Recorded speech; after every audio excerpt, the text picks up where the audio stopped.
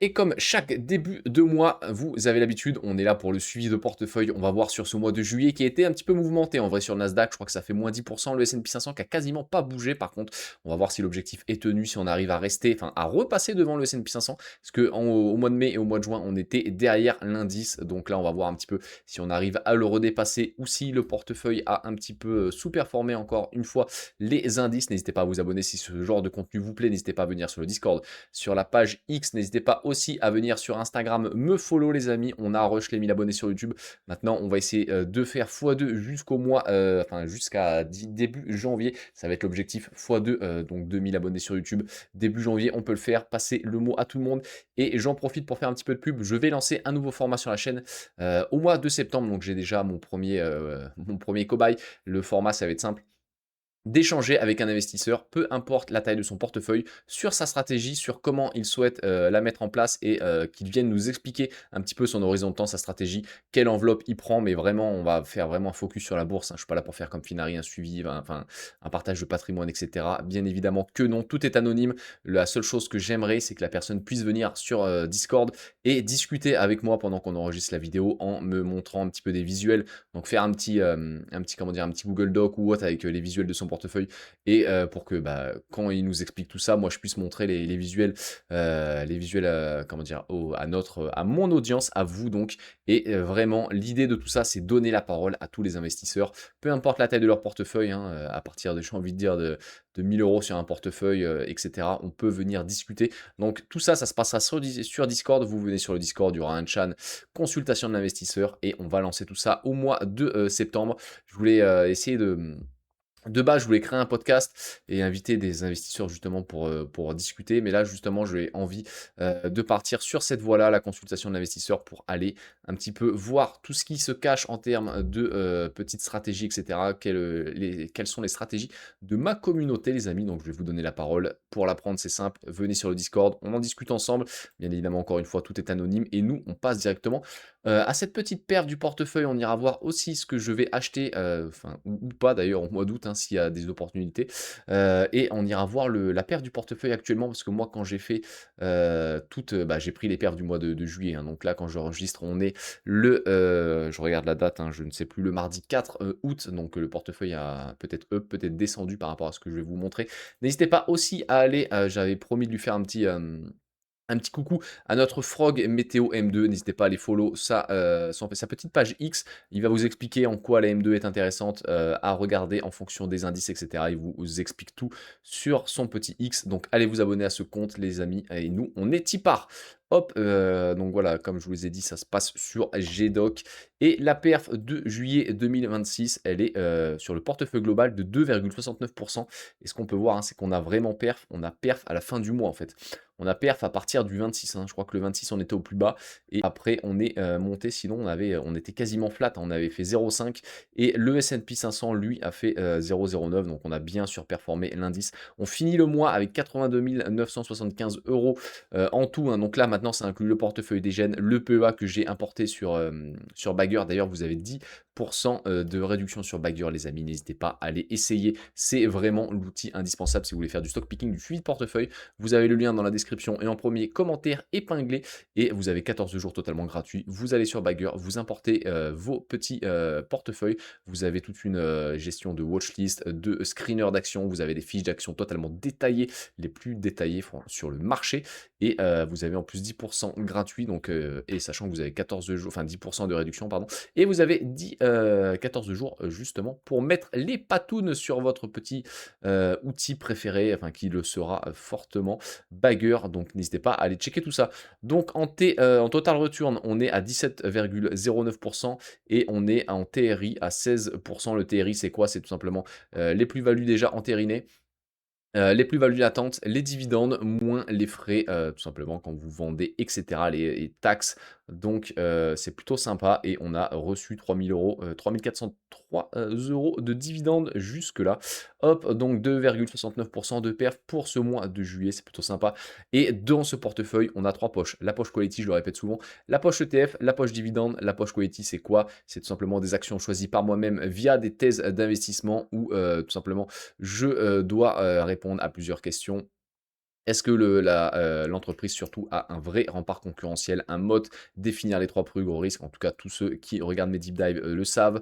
Et à la fin de cette thèse, est-ce que j'ai une conviction? Si j'ai une conviction, hop, j'investis vraiment à des prix conservateurs et bien évidemment, mes critères de choix, je dégage quasiment, je dis 98, mais en vrai, c'est 99 des boîtes de la planète. Et après, je prends vraiment, ce qui m'intéresse, les business models que je comprends.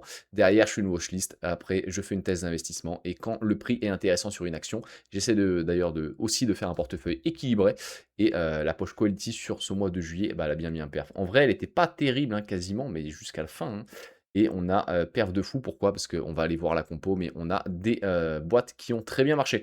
La poche ETF, elle, a un petit peu moins marché. Pourquoi? Parce qu'on a S&P 500 qui est quasiment flat.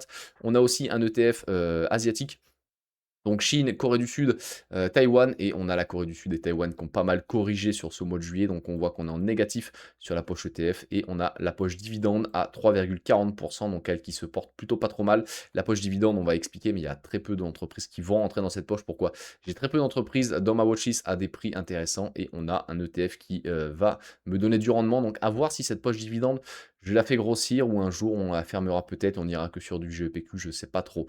Et le portefeuille en year to day sur la fin juillet, début août, enfin le 1er août du coup, on était à 12,54% de performance, là où le S&P 500 en euros, parce que le benchmark c'est le S&P 500 en euros. Pourquoi? Simplement pour pas dépasser ou se faire battre par juste la variation euro-dollar. On se compare avec le S&P 500 en euros et il est de 11,29, donc on surpasse depuis juste ce mois-ci en vrai, hein.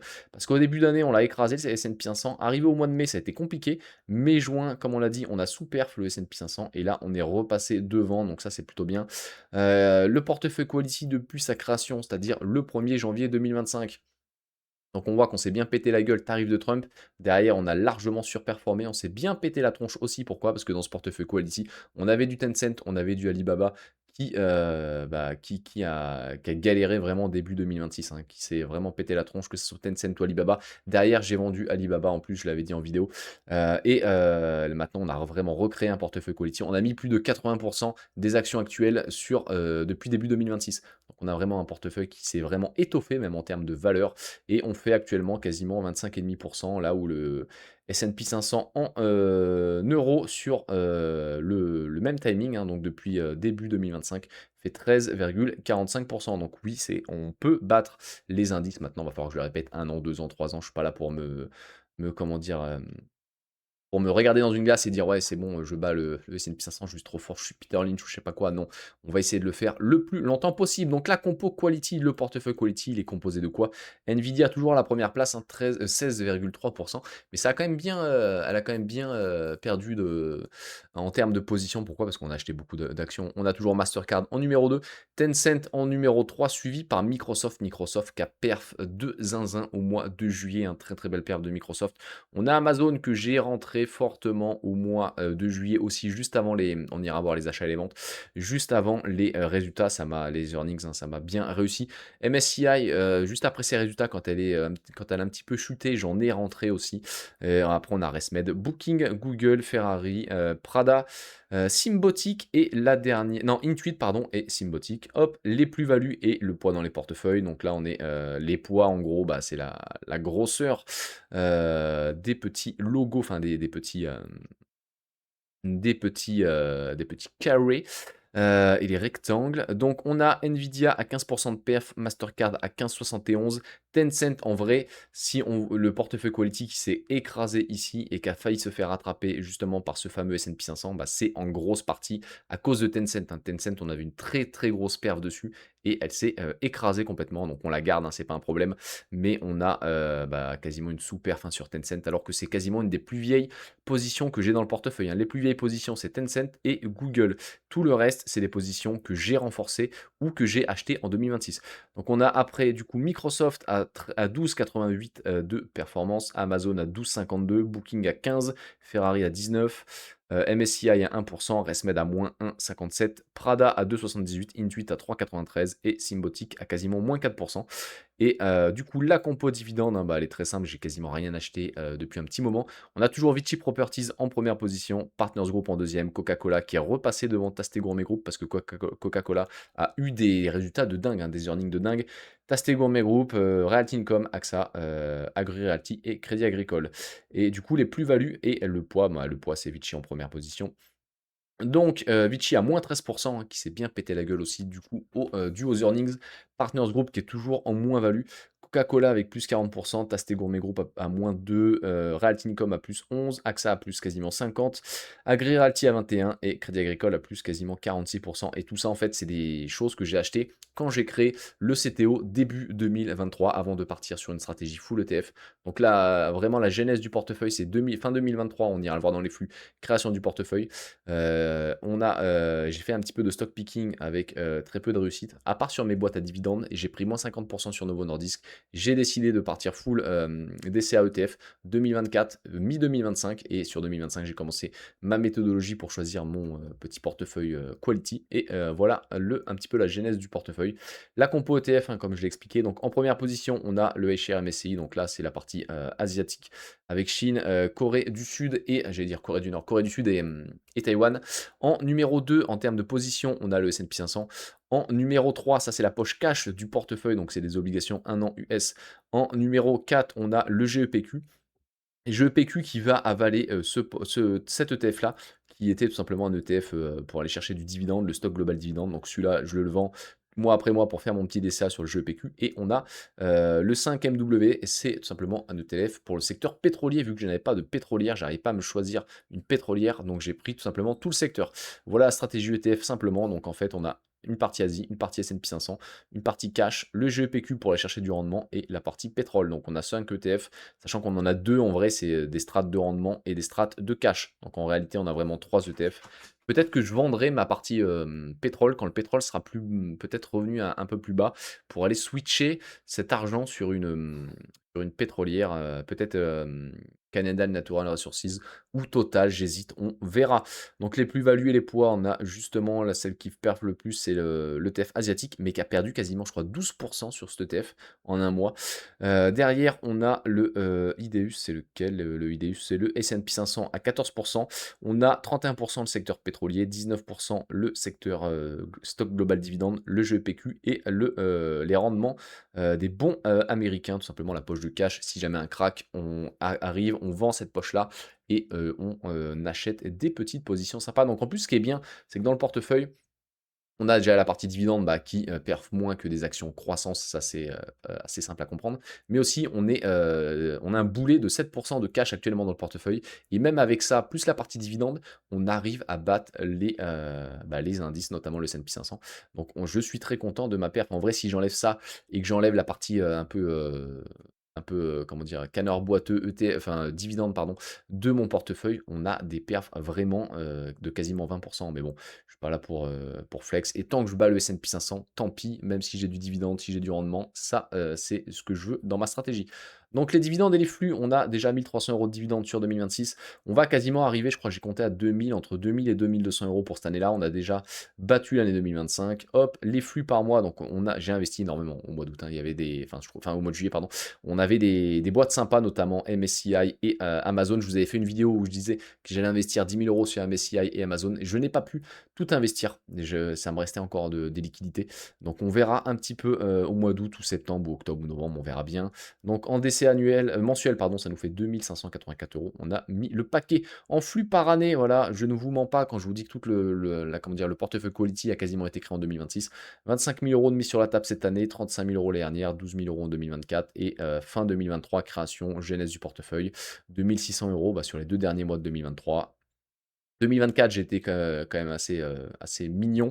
Et 2025, voilà, création de portefeuille quality avec thèse d'investissement, etc. J'avais de l'épargne beaucoup trop d'épargne de précaution et je continue un petit peu à acheter les entreprises qui m'intéressent. Achat et vente de juillet, donc on l'a dit, on a acheté, il me semble, 15 actions Amazon, on a acheté 6 actions MSCI, on a vendu le stock global dividende, on a acheté j'ai acheté le Nasdaq, le GEPQ tout simplement, donc voilà. Et sur PEA, ça y est, je l'ai importé sur Bagger, enfin, je me suis un peu bougé le cul.